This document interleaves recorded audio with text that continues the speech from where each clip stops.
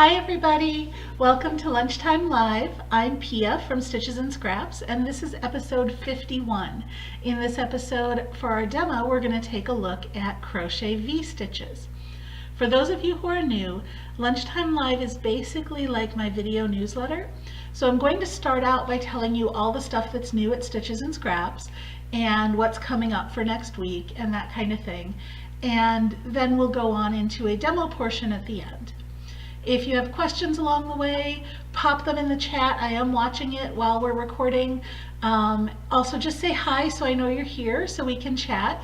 If you have any issues with sound or you can't, something goes wrong with the video, let me know.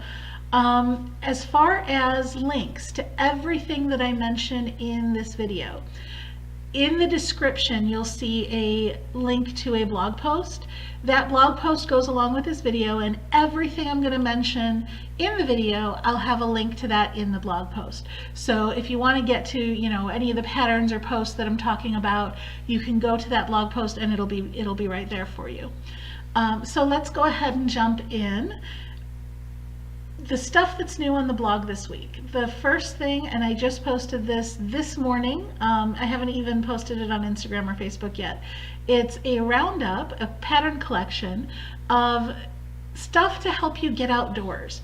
So some people I know are like complete sun worshipers and you're outdoors no matter what all summer. And this stuff is great. It's things like hats and water bottle carriers and stuff like that. Some of the rest of us, like me, like our air conditioning a little too much and may need a little prompting to get outdoors. So I thought this would be a great, motivation. Here's some cool projects you can make and then take them out and show them off. So that is the current roundup for this month, and that is up as of this morning. So go take a look at that. The other thing that I posted this week was a tutorial on how to read mosaic knitting charts. We're going to be starting our mosaic sampler blanket mystery knit along next week on Tuesday, and as kind of a getting started before we get started, I did a really quick run through of how to read a mosaic chart. I didn't actually knit anything, I just literally looked at the chart and went through it line by line so that it's kind of an intro. When we start section 1, we're going to be using that same chart. This will be on Tuesday coming up. We're going to be using that same chart, but I'll actually be knitting the whole section so you can follow along and knit along with us. So that is the tutorial that I posted this week. Hi Beth, it's good to see you. How are you this week? I hope everything's good. So the other thing that I did on the blog this week was I redid an old tutorial on how to crochet without a slip knot. So I know that sounds weird, but all of us learn how to crochet starting with a slip knot, right? And you don't actually need to do it that way. You don't need that little bump. And I don't use slip knots anymore except on very rare occasions. So that tutorial, I've updated it with a video and with some new pictures, and that is up on the blog too. So again, go to that blog post that's in the description and you'll see all these links there. And that was it for new this week. I've got my standard reminder that I'm going to have this week and next week, which is that CGOA board elections are ending on July 8th. If you have not gotten your votes yet, get your votes in. If you don't know what CGOA is, it's the Crochet Guild of America, and if you crochet, CGOA has something for you and you should really look at being a member. So they're at crochet.org if you want to go check them out. So what's coming up next week? The main thing for next week is the first section of that mosaic blanket. That will come out on Tuesday. It's being tech edited right now, and then it'll be up on Tuesday. And with that, there'll be a video for how to work that section, just like we talked about. And that's all I have as far as news. And the demo today is going to be a little bit long, so I'm going to go ahead and jump right into that. It's all about V-stitches and more than just here's how you make a V-stitch. So I'm going to start with here's how you make a V-stitch. I've got a base here of some single crochets. V-stitches take up three stitches or 3 chains, 3 base stitches. one V-stitch is the equivalent of 3 stitches, and it's worked in the center of those 3. So if these are the 3 stitches, the V-stitch goes in this one, and then you skip this one and you skip this one. So let's get started with just some plain V-stitches on this row, and then I'll show you a whole bunch of variations. So I'm going to start with double crochet V-stitches, and I like to have straight sides, so I go with just a double crochet or equivalent. I'm using 3 chains to be fast today in the first stitch. Okay, now remember I said it takes up 3 stitches, so the center of the next 3 stitches is this one, which means we have to skip this 1 stitch. A V-stitch is a double crochet, the standard V-stitch, chain 1 and double crochet, all in the same stitch. Okay, so this V took up these 3 stitches, which means I'm skipping this stitch, right? Let me zoom in a little more. There we go. Okay, the next V is going to take up these 3 stitches, and it's going to be right here, which means I have to skip this one too. So in between our V's, you get 2 skip stitches, one from this V and one from this V. Notice that at the edge, we only had the 1 skipped stitch because this is not a V, so it doesn't need a skipped stitch, right? So here we put in another V, which is a double crochet, chain 1, double crochet, oops, double crochet, and my stitch count, and I'm going to just keep going, skip 2, put another V in here. My stitch count is obviously a multiple of 3 because each V takes up 3 stitches, right? Plus 2 for those 2 extra stitches on the side. So last V goes here. See, I skipped 2 stitches in between, chain 1, double crochet, okay? And then I skipped just 1 because here's the 3 stitches for our last V, right? So I skipped this one, now I skipped this one, and I just double crochet into that extra stitch on the edge. So that is 1 row of normal traditional V-stitches with nothing edited or modified. Let's look at working back into them. So again, I'm just using a straight chain 3 equivalent of a double crochet at the edge. And the fun part is once you get your V-stitches started, you don't really have to think about skipping stitches. You still are skipping stitches, you just don't have to think about it. We're going to put each of our V's in the center of each of these other V's that we worked before. So we're still skipping this 1 stitch here, right? And we put our V in the center in that chain space. Okay, there's that V in the chain space. We're still skipping these 2 stitches here, but you don't have to think about it. You just think about putting your V stitch in the center of the next chain, or in the chain space that's at the center of the next V, like that. Okay, so that's really easy. From that point forward, you can just work your V's into your other V's. The one thing you want to be careful of is that you're working into the V's. You don't want to work in between the V's here. Okay, this is not a chain space. So that's where it helps to keep in mind that you're skipping 2 stitches in between your V's still, okay? And you work into the next chain space. The other thing to remember that a lot of beginners do when they're learning the V-stitch is they get in that habit of the chain 1. So they go double crochet, chain 1, double crochet, and then when they get here, they want to do another chain 1, and that just adds chain spaces between your V's, and that makes it even more confusing. So be careful that you treat each V as its own thing, and you don't put chain spaces between them. So that's the standard V-stitch, which a lot of you I know have worked before. Let's look at some variations, and I'm going to rip this out. The easiest variation to make is to change the height of the V-stitch. So you can do a V-stitch, I don't know why you'd want to, but you can do a V-stitch with single crochets.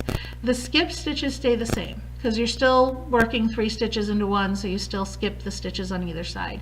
But let's start with a single crochet in the side here, and now let's work some single crochet V's. So skip 1, single crochet, chain 1, single crochet in the next stitch.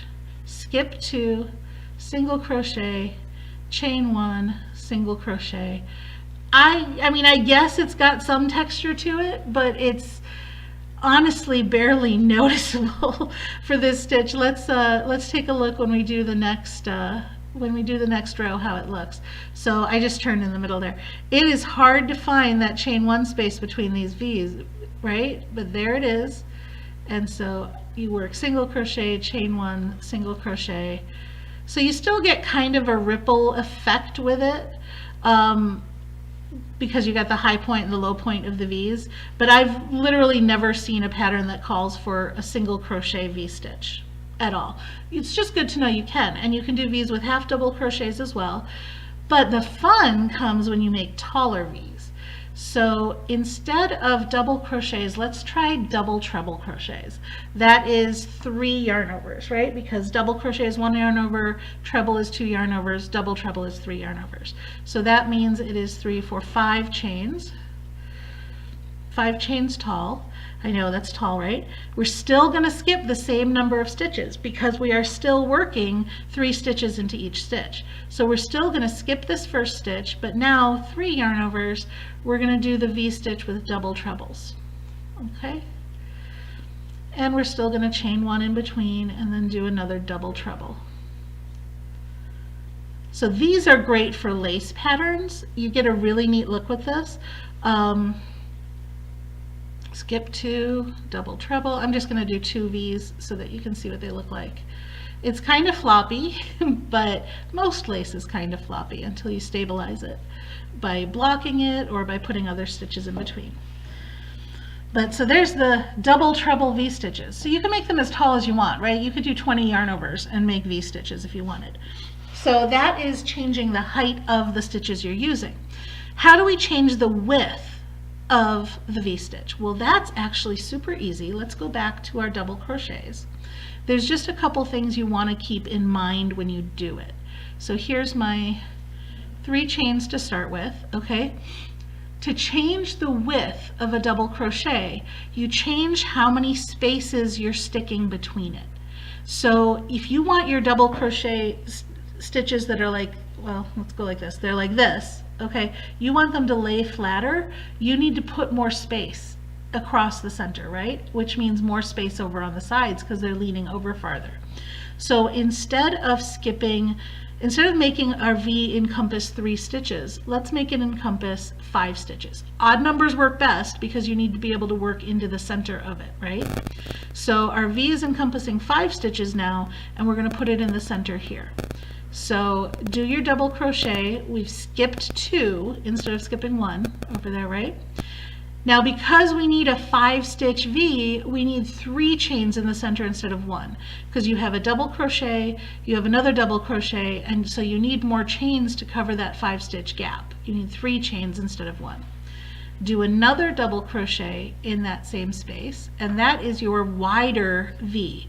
Let me do 1 more next to it. So we skip 2 more for this one and then 2 for the next one.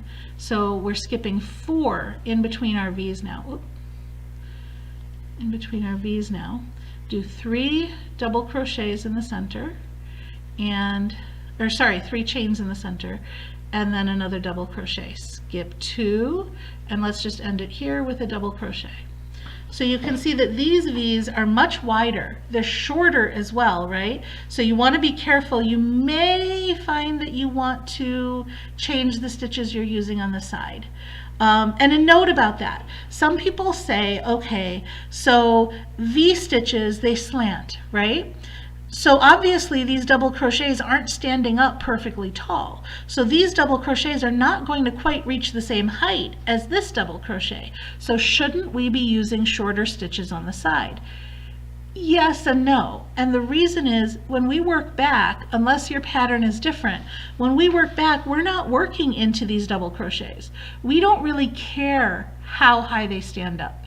What we care about is how high this stands up. So if your V's are laying very, very flat and you've got a taller stitch here, just know that this is going to come up to the level of this side stitch, right? So you could even add more chains in the center and start with taller side stitches and get a more open V like that.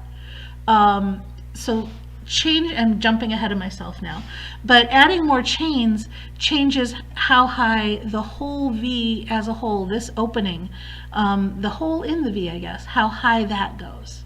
So I could, let's start this off as though we're doing double trebles. Okay, so that is 3, 4, 5.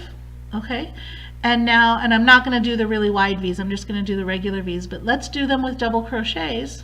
Okay, Now see how much that brings it down, right? Which is not what we want. We're going to actually add 3 instead of 1, 3, actually let's do 4 chains in the middle of our V, and then do another double crochet here. I'm going to do 2 of those because I want to go back the other way and show you how it evens out. So this is where modifying the chains is an option. So skip 1, and then I want to do a double treble in the end here. Okay, and you can see how that's scrunchy, right? You may even want to put a chain space. In fact, I do. I want to put a chain in between here just to bring it up to the height at the edge, and that's just the edge. And then a double treble. Okay, now see the difference in the height between that stitch and that stitch? Let's show you how that evens out. So I'm just going to do single crochets working back, right? No, I'll do regular V's working back. So there's my double crochet for a regular V, and then I do a regular V in here, which is double crochet, chain 1, double crochet, chain 1, double crochet, and then I should have left a chain there, so I'm going to go in here, put a double crochet in here. Okay? Look at that. Look at how much it pulls. Oops, there we go. I hope that didn't glitch on you, but look at how much it pulls up on those chain spaces and really opens it up into more of a diamond shape, right? So that's the difference that you get by adjusting the number of chain spaces. So we've looked at adjusting the space between our V's, adjusting the height of the stitches of our V's, and adjusting the chain spaces between our chain spaces inside of our V's. One more thing to look at is, and this takes us out of V territory slightly, is to adjust the number of stitches in our V's. So again, let's go back to a V that encompasses 5 stitches, but this time instead of adding more chains in the middle, I'm going to add more stitches on the sides. So 1, 2, 3, 4, 5 stitches are center stitches here. We're going to skip these 2, and I'm going to do 2 double crochets. So that's 2. 1 chain makes 3, okay, and then 2 double crochets. And then skip 1, 2, 3, 4, and do it again. 2 double crochets. Whoops. 1, 2. Okay, chain 1 in the middle, and 2 double crochets. Skip 2 and do a double crochet to end it here. Okay, so this, I always have thought of this as a double V stitch. To me, this is a double V stitch. This is actually a shell. The right word for this would be either a shell or a fan. But really, it's a double V stitch. It's a V stitch with double the stitches. So that's when you start making modifications like that, where you're adding more stitches or adding more repeats. Sometimes you can go double crochet, chain 1, double crochet, chain 1, double crochet, chain 1. Well, now you've got a fan. So shells and fans are really just V stitches that are modified to have more stitches in them. And that's V stitches in a nutshell. I had thought that maybe next week I would demo how to increase and decrease in V stitches. If that's something you're interested in, let me know, because I'm still on the fence about that. If there's something else you'd rather see, let me know that too. And as long as we're talking about future plans and letting me know your thoughts, I have been starting to plan for 2022 to try and decide what kind of knit along and crochet along I want to do, specifically the crochet along. What kind of crochet along I want to do for 2022. And I'm not sure whether to do multiple smaller crochet alongs through the year or keep doing one big crochet along all year. I like the continuity of one big crochet along, but if I do that, I want to make sure people can jump in the middle. So things I was thinking about are, and the reason I'm telling you guys this is because I want your feedback. If there's something that you like out of this list or absolutely don't like out of this list, let me know so I can decide what I'm going to work on. One of the things one of the ideas I was excited about, and probably the one I'm leaning towards, is doing multiple kinds of bags. I thought we'd start with some simple like market bags and stuff, and then work our way towards things with zippers, pouches, like inside pouches, linings, things like that. And linings are scary for me, so it would be like, you know, me who can't sew showing you with really basic sewing skills how you can put a lining in this purse. So I thought I might do something like that, because there's so many skills that can be worked into a purse or bag. I thought that could be interesting. Or I thought I could do something like a sampler blanket, kind of like the mystery blanket knit along that we're doing for the knitting knit along. I'm saying knit too many times. Where we do a sampler of different stitches in sections of the blanket, but that's harder to jump into later. So here's where I'm not sure. Or I could do another thing like the Stash Buster that I did a couple years ago, or last year, no, 2 years ago, where I'm just working through stash with stash busting projects. So if any of those sound appealing to you, or if you have another idea for what you'd like to do for a CAL next year, I'd love your input. Obviously it's for you guys, so I want to do what you guys want to do. That's it. That's all I've got for you today. If anyone has any questions or comments, you know, throw them in the chat. I'll still respond after the video, or feel free to reach out to me on any of the social media, or through email, or on the site, or, you know, however. I'm not hard to find. Again, be sure to check out the blog post that's listed in the description so you can see links to everything we talked about today. And I'm going to end it there and say have a happy weekend, and I'll see you next week. Bye!